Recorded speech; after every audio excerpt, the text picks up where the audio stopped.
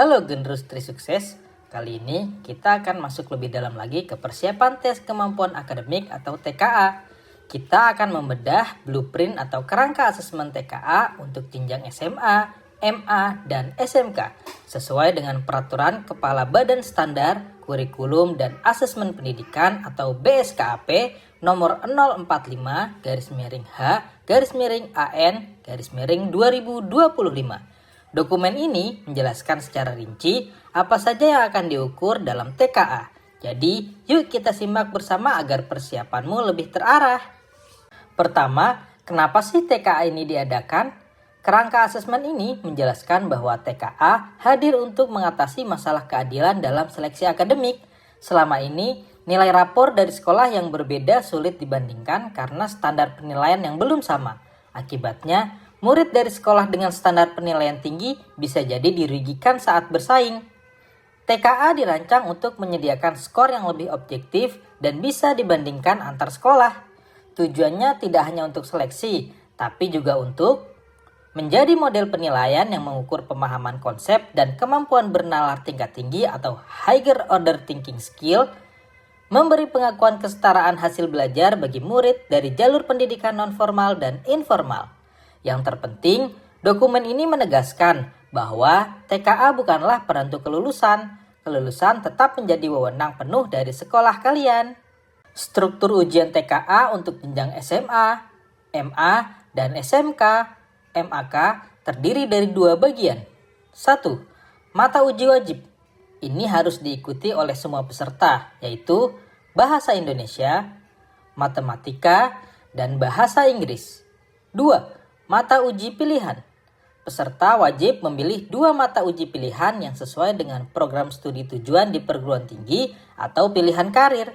Pilihannya sangat beragam, mulai dari fisika, kimia, ekonomi, sosiologi, berbagai bahasa asing, hingga produk kreatif dan kewirausahaan khusus untuk SMK. Bentuk soal. Ada 3 bentuk soal yang akan kamu temui, yaitu pilihan ganda sederhana, hanya ada 1 jawaban benar. Pilihan ganda kompleks atau MCMA, jawaban benar bisa lebih dari 1.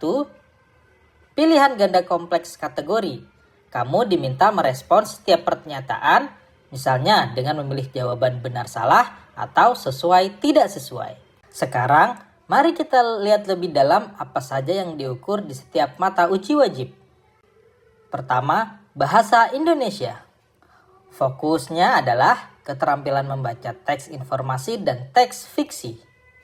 Kompetensi yang diukur, yang pertama, pemahaman tekstual, yaitu kemampuan menemukan informasi yang tertulis jelas di dalam teks. 2. Pemahaman inferensial, yaitu kemampuan menyimpulkan informasi yang tersirat atau tidak tertulis secara langsung. 3. Evaluasi dan apresiasi, yaitu kemampuan menilai gagasan, menanggapi isi teks, dan cara penulis menggunakan bahasa. Matematika.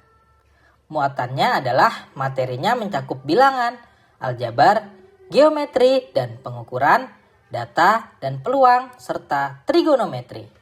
Kompetensi yang diukur menjadi 3. 1. Pengetahuan dan pemahaman, yaitu kemampuan dasar seperti menghitung dan mengidentifikasi konsep. 2. Aplikasi, kemampuan menerapkan rumus dan strategi untuk menyelesaikan masalah yang rutin. 3. Penalaran, kemampuan menganalisis, memecahkan masalah dalam situasi baru, mengevaluasi, dan menarik kesimpulan logis. Bahasa Inggris. Fokusnya sama seperti bahasa Indonesia, yaitu keterampilan membaca teks dalam konteks sehari-hari, vokasional, dan akademik.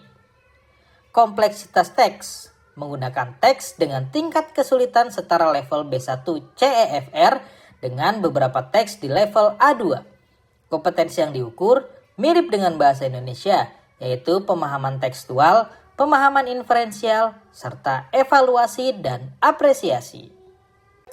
Mata uji pilihan sangat beragam, misalnya fisika, mengukur pemahaman konsep, penerapan prinsip fisika dalam kehidupan sehari-hari, serta keterampilan proses sains seperti merencanakan penyelidikan dan menganalisis data.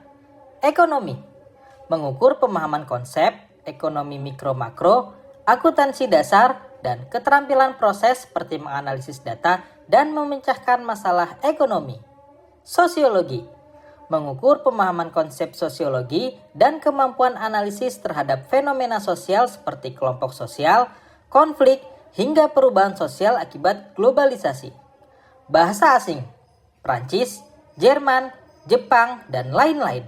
Umumnya berfokus pada keterampilan membaca teks sederhana terkait kehidupan sehari-hari setara level A1 atau A2 CEFR. Produk atau kreatif dan kewirausahaan. SMK mengukur pemahaman terkait proses produksi, pemasaran, analisis peluang usaha, penyusunan proposal, hingga hak atas kekayaan intelektual atau HAKI.